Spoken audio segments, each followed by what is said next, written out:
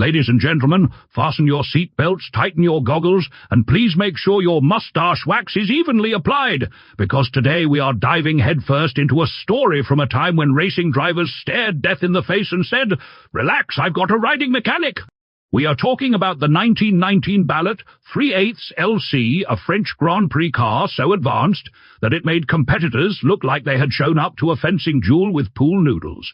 This is not just a car, this is a rolling middle finger to technological limits, wartime shortages, and common sense.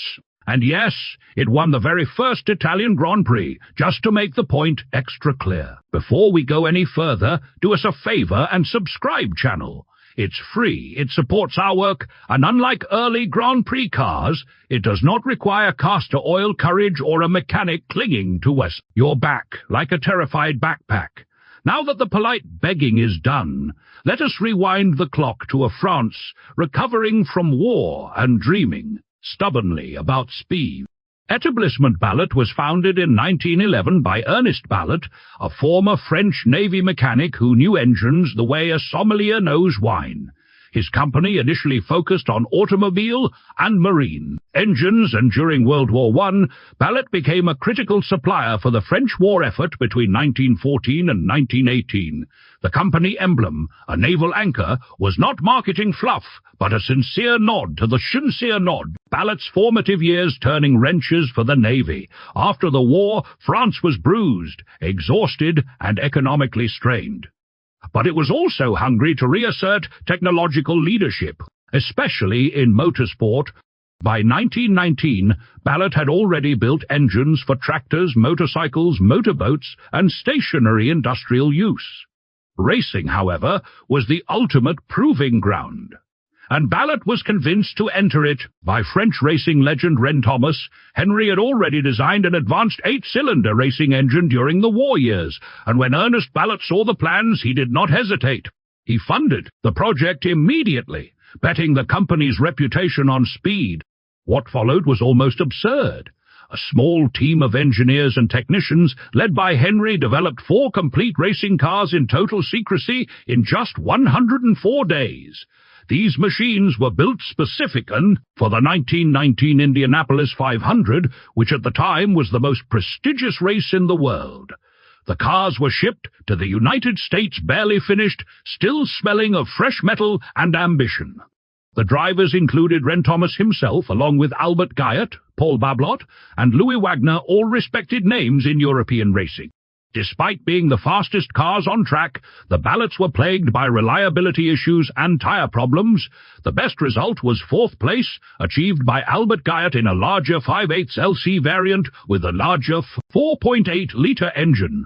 Ironically, the race was won by a pre-war Peugeot designed by Ernest Henry 7 years earlier, which must have felt like losing a chess match to your own ghost. For 1920, rule changes reduced maximum engine capacity from 300 cubic inches, or 4,916 cc, to 180 cubic inches, or 2,959 cc.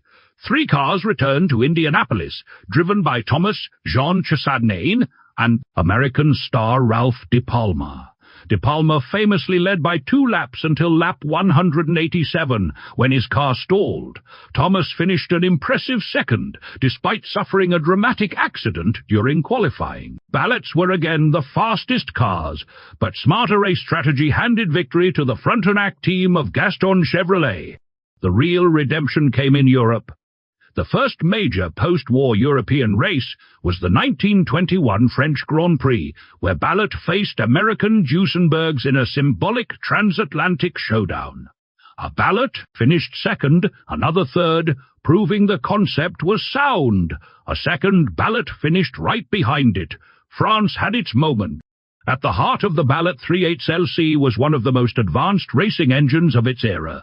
The car used a straight 8-cylinder engine with a displacement, just under 3.0 litres, or approximately 183 cubic inches, designed specifically to meet the new regulations. What made it extraordinary was its double overhead camshaft layout combined with 4 valves per cylinder, a configuration that traced its conceptual roots back to Ernest Henry's 1912 designs, but was still wildly ahead of most competitors in 1920.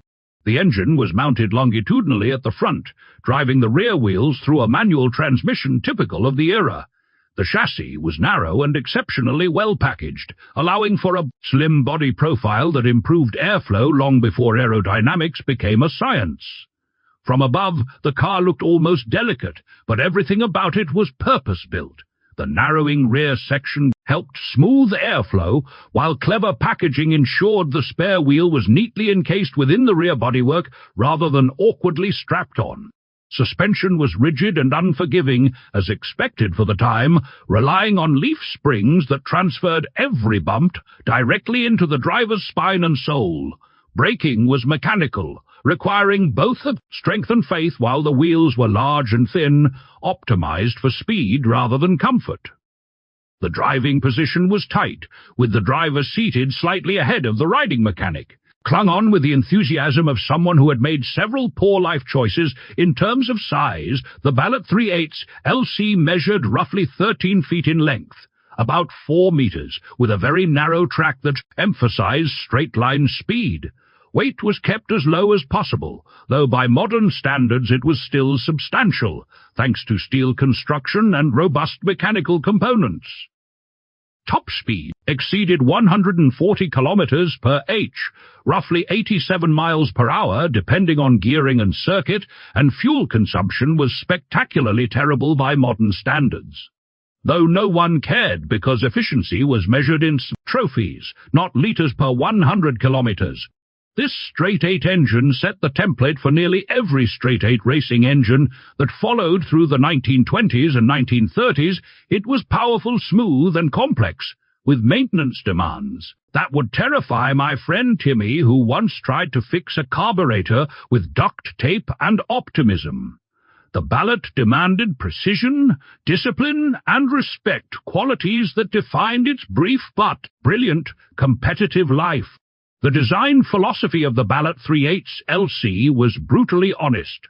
There was no chrome for vanity, no curves for romance, and absolutely nothing that did not serve speed. Everything you see on this car exists because it had to.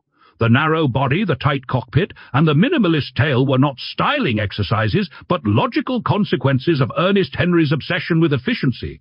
From the rear three-quarter angle, the Ballot looks almost elegant. But it is the elegance of a hunting knife, not a jewelry display. The narrowing rear bodywork improved airflow, while the slim profile reduced frontal area sitting inside was an exercise in humility. Controls were clustered tightly, the steering wheel was large and unforgiving, and the riding mechanic had exactly one job: survive. This was not a car designed to make friends. It was designed to win races and quietly shame anyone who underestimated French engineering. In its era, the Ballot 3/8 LC competed against giants like Duesenberg and Frontenac. American cars often relied on brute force and displacement, while Ballot focused on sophistication and precision. Compared to Duesenberg's robust but heavier machines, the Ballot felt like a scalpel. It was faster, more advanced, and occasionally more fragile, which is the price of ambition.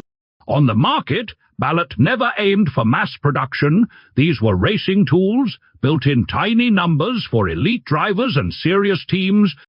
That exclusivity is why so few survive today. My neighbor, Bob the conspiracy guy, once claimed manufacturers like Ballot disappeared because they knew too much about engines and aliens. In reality, they disappeared because racing is expensive and accountants hate romance. The Ballot 3/8 LC represents a moment when courage, intelligence, and national pride collided on dusty circuits. It proved that innovation could beat raw power, and that France still belonged at the top table of motorsport. Chassis number 1006 survived a brutal racing career and later passed through legendary hands, including Sir Malcolm Campbell and Joan Richmond, before finding a caring owner in Austria. That alone tells you this car earned respect wherever it went. Before we talk money, let's say this: the Ballot 3/8 LC deserves admiration, not because it is rare, but because it was right. Right ideas, right timing, and just enough madness. Today, examples have Humber, sold at prestigious auctions for several million euros, with the most notable appearances tied to historically significant events and concours celebrations. Average prices reflect its status as one of the most important Grand Prix cars of the early 1920s, thanks to our channel sponsors, meaning you legends who support us directly. Without you, I'd still be explaining racing history to Timmy over warm beer while he insists he could totally drive one of these. And to you watching, chase bold ideas, respect good engineering, and never let a bold neighbor in glasses tell you AI or aliens are tuning your carburetor